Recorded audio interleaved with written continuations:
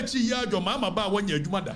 What Minya ska organize a boxing match ma Anthony Joshua Munyaba. Man for anybody so share when you see way. What do you mean by Onyaska Wahino D&D? Eh? And you're the fourth, and the first Papa president, it doesn't mean, sir, and look what's also pay Abrabobibo. It doesn't really make sense. What are you trying to say? Sir, Onye Jumada.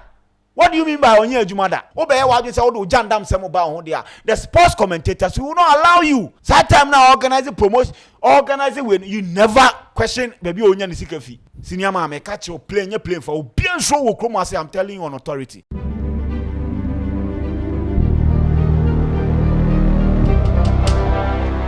Boxing, maybe a year of a big interest into your private, a year individual, or your promoter and or starting a promotion, somewhere a year last year, or promoting the first bout, which included a year a former Olympic bronze medalist, a year Samuel Techi. Now a year Okatakyie Afrifa. Or a social media blogger, no, yeah, or politics in some now. What come sports in him? Okay. So what I say, per se, or yeah, my sports no, or the politics, yeah, sports in him. Per se, a certain records in the street. TNT, some yeah, Okatakyie Afrifa, a social media, blogger, Okafa, Sheriff Mahama, or no. And a legacy rising and a Yakufado Baba when Yasika Ekoye Shumunam restaurant here. Man for Tibida. Emrechi Yajo Mama ba when you jumada. What Minyaska organize a boxing match ma Anthony Joshua Munyaba. Man for anybody so share when Yasika way.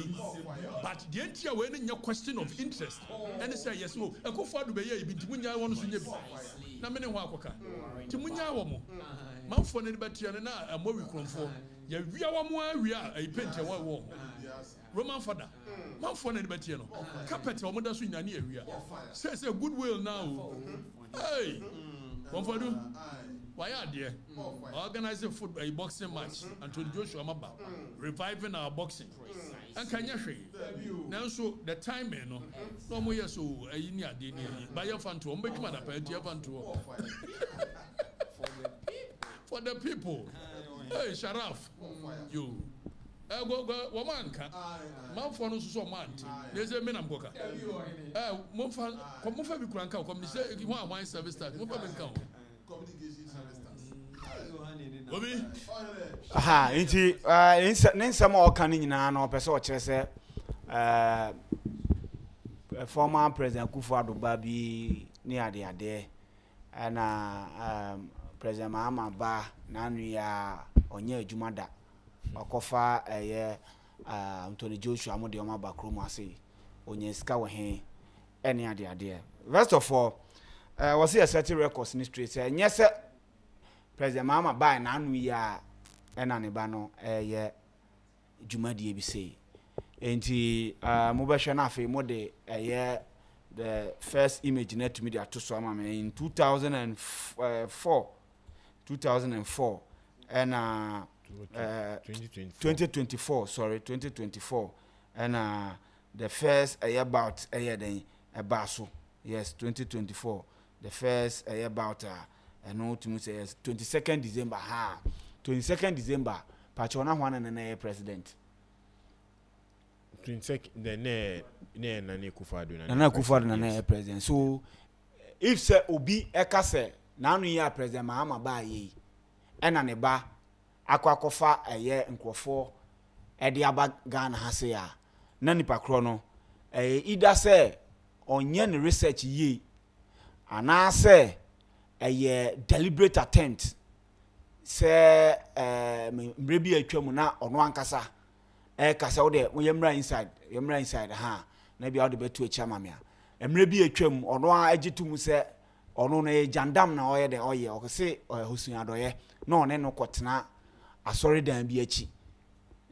na omo hyehye se ade ne nye no kre but yenko ne yenko kasa ye den no kre ono ananum asem na sa nipa we oye de okan ndi zene wabana ade enye no kre o dane no na amana hu no kra wo se ye den ye straight no because at the end of the day if say abrantie na oye Sharaf Mahama no oye private citizen to say ono no usi wona all pointing nsa no me a metia say me a private citizen me nim political position Sharaf Mahama eden ikra for anybody to hold him accountable.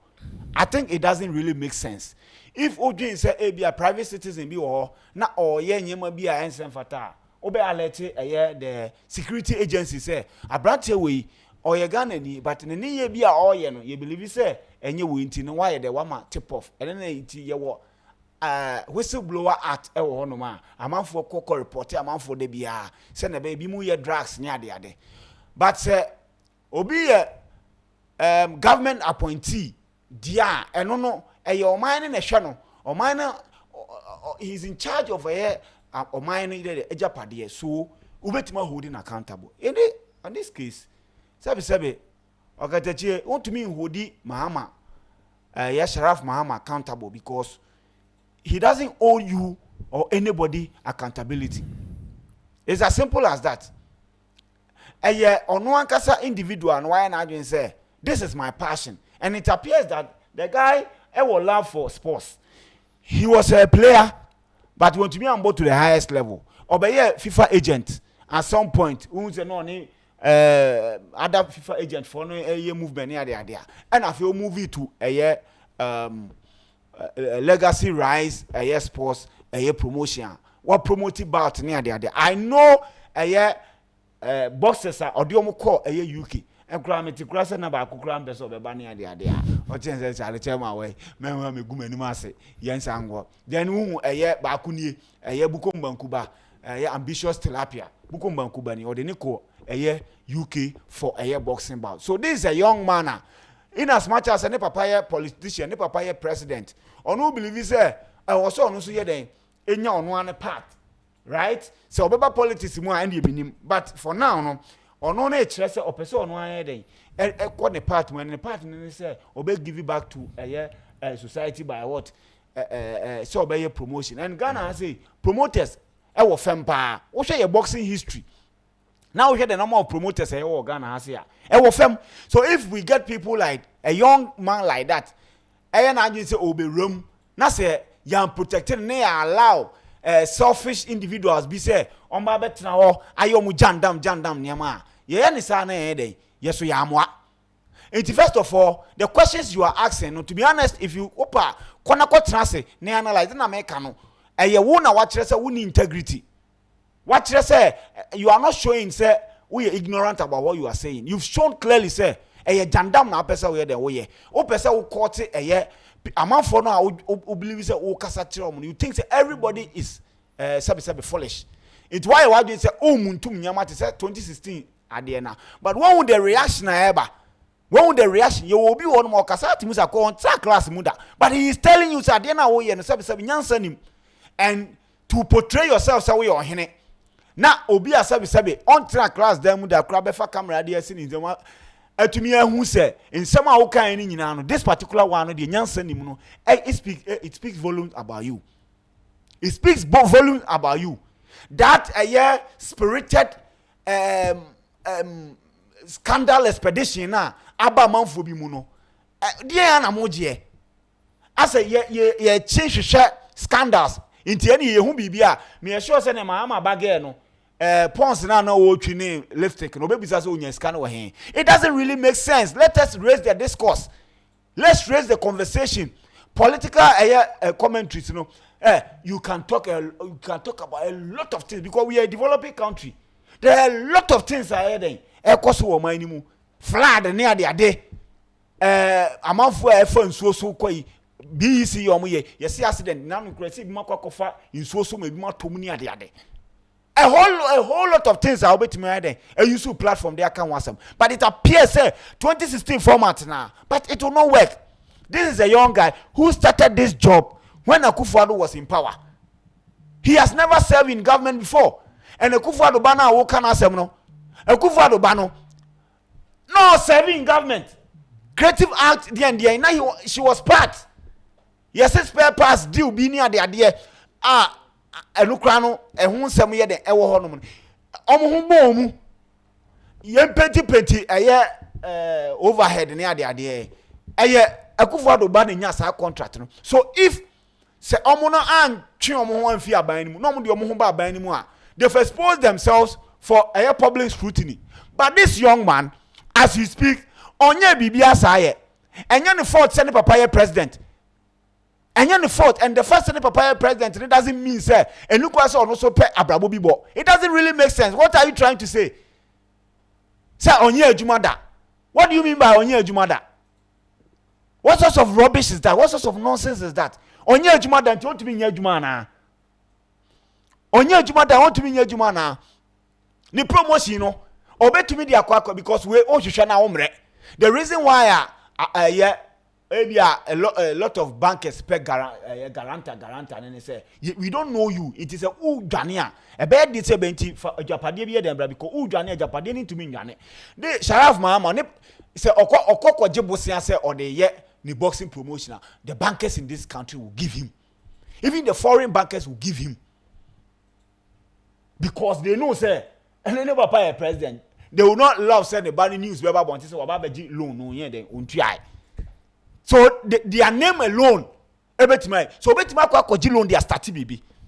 So in your quest say oh share something just to pin the Mahama Mahama near the ade no. It doesn't really make sense. You deal with Mahama because or no you're politically exposed. Deal with him.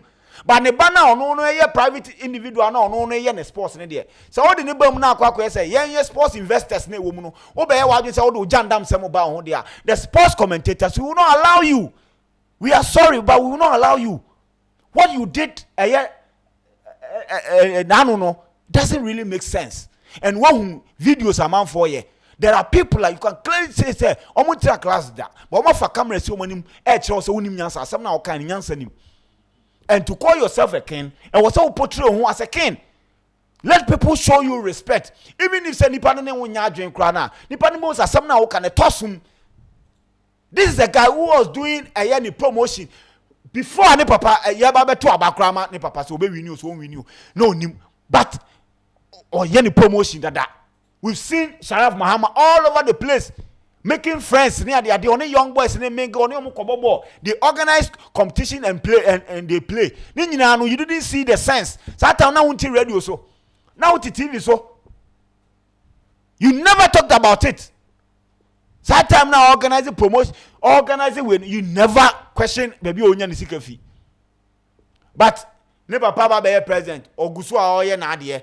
This guy you never see him anywhere. Just say he seems he's focused on what he's doing.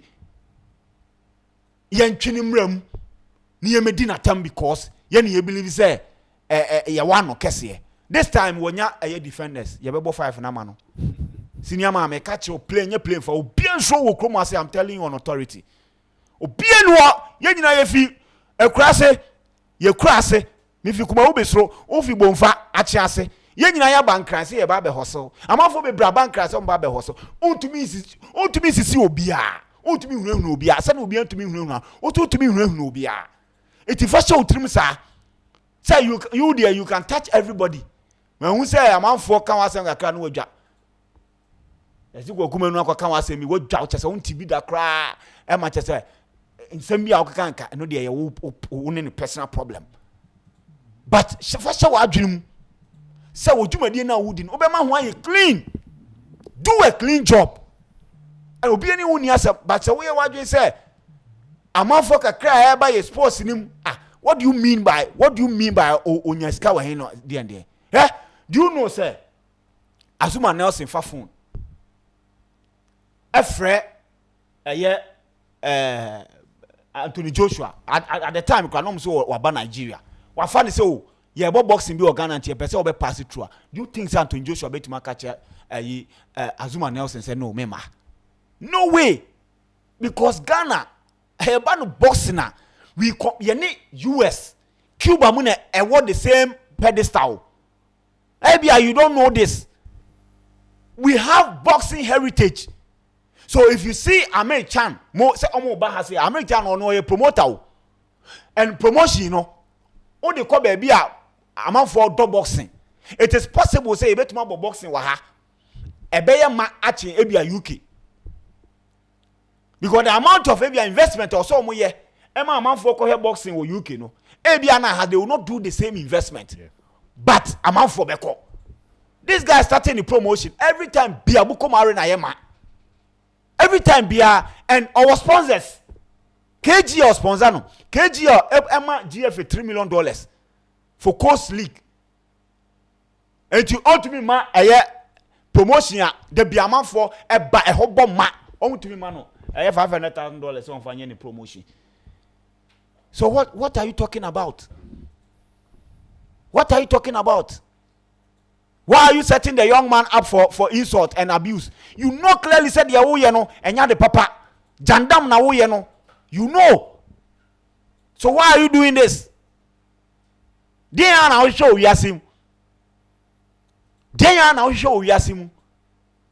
Hey, President Mahama obu amamoni ya ndi sibesa wini. We muni ya ombeko. Enti enye de oba begina ho. Aha wani aka de anim.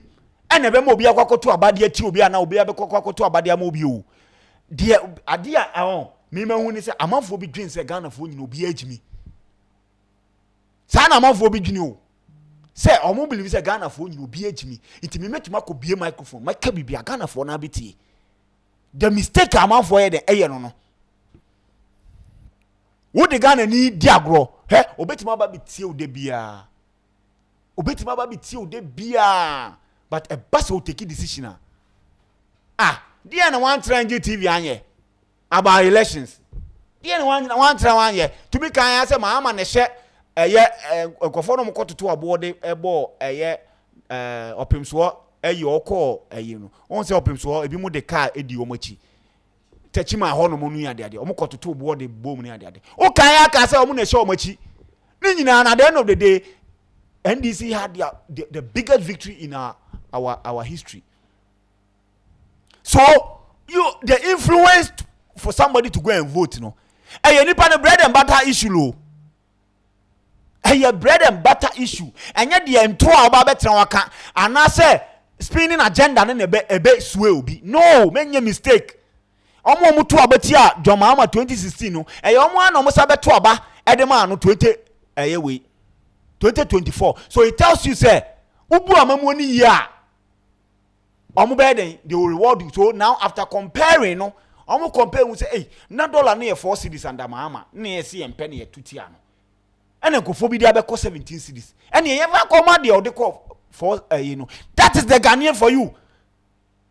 That should tell you say Ghana for any ati Ghana for any bie eti memfa enhihye wo kuntan e metena ho me kansam na eye wadwen say waka ke say wafa nwodi Shraf Mahama bano issue ni there we goofy big time. We goofy big time. We goofy big time.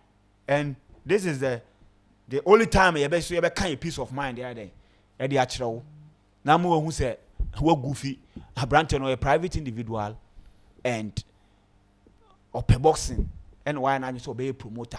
Ghana as he was a 2-3 promoters per. Yeah. And our bronze with baby jet crowd and cry who say a couldn't anymore say bronze promotions. Promoters ni ho. Ti enya promoter ba kwa ba beshima. Oba be jana no mo be e de wani ba be sino. Wo enemy oboa. Oboa any oboa I'm telling you. En ko be bia masa. Hwe everybody na nyankopon. En ko be bia. Eti focus. Nkwanche no. Akufo mano. They got themselves involved in what? Governance. Omuberem, nti uberem dia ani obi ape bi okakire o president Mahama yi every day bia won atemedi omudi no. Omudi ni sa politically exposed. Omudi na tem omudi no pepe and he is not worried. Nobody is worried because adwuma ne mra na ka ho bi. But ne bana no a private individual ye na de ne de chairman would wasam bana so dia eno ne ebe hu se no den personal ade na wo ye no nti yeso na ye pen asem no yeso ye be try say yeso be defend no eni kwa say you get to that level because o present won so wo ye ohene eno ohene a wo fi asantima mu ba de ohia santiman eye kingdom ti obi a osom kingdom ni bia no enye nipa ketwa na se bi wa ba betra wa be keka hunu thinking say o amanfo no ebe fa ne keke dia na boy ni ye o deserve sa criticism no dia na boy ni ye o deserve sa comparison in the first place the o serve wa ban mu and the on serve wa ban mu usi den ye comparison man ye usi den ye comparison no e man ye money man yes, I think with that approach, very bad. I didn't make us say, Yenfa Bibi Anton chain. This is a boxing fraternity. For the past years, I had the impossible to me pushy boxers. I'm going to kwanya kwa koko ewo Ghana dimu. Yehu boxers ni bebia omunti mimpo nko menim because of the promotion home-based boxing fraternity nankasa ntimi mpushi. Intisi yenya a promoter and a young promoter or a young person investing or having the love of this boxing type of sports. No, my imagine so who shema. We need to encourage them.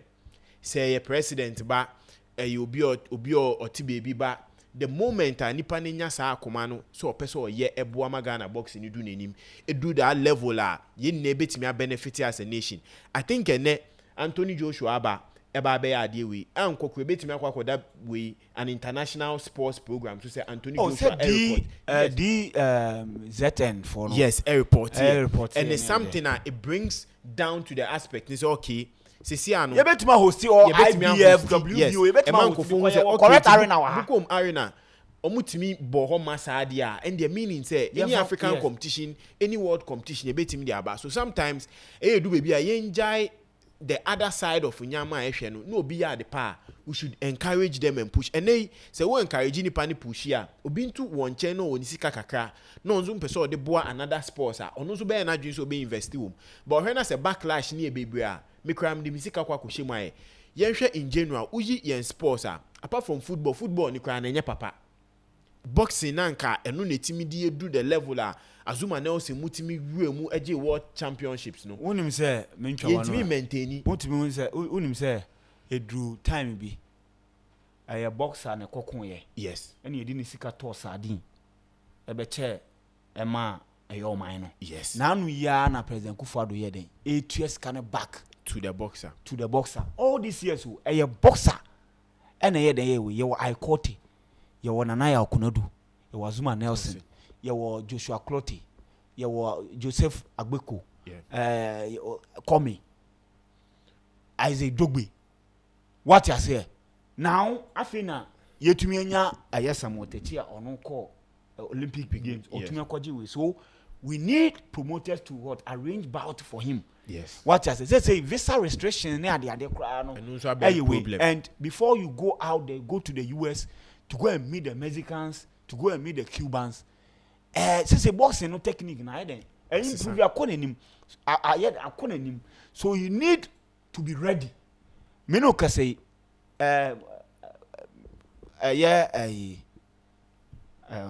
din am boy kra me refi me bo ni din sisi a boxer Olympic techi e was say naka bout yi kra boy no sanka onusunya enya ne opponent we need to be giving him bout now bout no be man is promoters no and be because who allow say associations in any way associations in there they will talk to another association no ma for Nigeria ni bia na Senegal ni bia ono so ye den omo person omo prepare no but promoters no they will go out there and go and bring the best because ono so hwe say or the tone yes oni be tone in here den ni show ti any promoters wa say what I say it was so yes intino I think is a good initiative say yetimi enya obi ayi na kumemu say ebosia na obo say bibi na oye o say baby ani sika ni free ba no eho de ehumpo de ehia nke enigye ni say there be me fan say eno de hwe o man na yetim no mraman say obi ye believe say nipa no baby a onya ni sika free no you go and report the person to the other agencies near the eno de any concept because yes na kwese obi no obi cocaine kra na there be on say sporting event mostly no ehia me man say bia say unya usike ni na ansa na wetimi akoye utimi siki sponsors. Yes, utimi utimi siki loan. loan based on say my Amanfo beba GDA say metimi aya ade no nti ebia metimi aya mana ye na me no so no metimi tua me sika na me nso me fa so a me hwehwe no me nso metimi enya any the aim of trying to invest in that particular sports no ebetimi akoso nti we getting young people investing themselves into sports ya de ba kwa Ghana ha ekofem nti yenya a younger person coming in putting in that effort to make sure say boxing na ya de ba kwa na first etima enije first ne papa no mo sorry ahomachutu yes na ho twen ehwe boxing yes ehwe azuma mo so mo beko ene the last time I hu yem boxing bout say bi obi say me twen 2-1 mpo ache ye nti ene yenya obi no say pushi that sports ni say ebenya that strength bioma. I think for political side ne do baby we shouldn't be trying to judge people based on maybe onimobi and no related to obinti send your boss no their political side their political side of say ni papa e bibi now person wo call on that level is different but ne is wetin me ma or sponsors and yes show no more ye na sponsors ni sponsors was here inti a sponsors agreement kohempo e bia sponsors ni sika ebetima ba akra say waboka. Yes, it is possible say waboka. Yes. But you don't know what one na will be so unnecessary rubbish questions, and we should stop putting that perception in people's mind say obi bibi no ni mobi wa aban mu and na manu so ntin ebia sebi ya fiscal work anaga ne sika ne afa na dia amani pa na ye obi wo ho ambition ni so betimi aye bibia aboa Ghana ko no nti so oye no de ono an ho to hwa ye ne yi a eya aye mboa na nyama ntimi nkoyi in the end no Ghana in a whole and be benefit because ene ye kan ye mbo ni din so ono na eye box e be ka say Ghana hosti boxing bout and na so na did that exposure ama ene boxers no. Yes, ye nka say obi ediska men kan wasam. But boy on holding political position there and Kiyamane sports minister and the company they promote we are you have every right to talk about it. Say a man on National Sports Authority boss and all we are only appointment be the enemy say or a Sharaf Mahama without any title. He is just fortunate say we feeding we free a busuya emuyem what I say. Wo kofre abusuan mu yi na wo de handkerchief agichiri utidi ntoma agu ho a wo kwa apena amba se wo yo hini wo fi abusuan fortunate abusuan ana meboa ntina wo so ye den wo enjoy sa we no obi enu oba be bisa wo se adentina yesi wo hini obi enu sa right no wo nyame na aye wadom na watumi afiri sa abusuan ono so nyame na adom na wo fi abusuan a se bia wom yenim se ne papa nua ayo defo ono no aban abako aban ba yehu se wakobo kroni bia me yache anase we private citizen and yehu se otumi yeden ema Ghana ni $100,000 $200,000 obi yare obi hia bibi obi hia moa it is ask can otumi nyi fama ne bar say oh jina also what you want to do no also for build it an empire for your own. Don't rely on your father. We should up the conversation. And like I said, let it be the last time we hear this nonsense from people. Let it be the last time we hear this rubbish.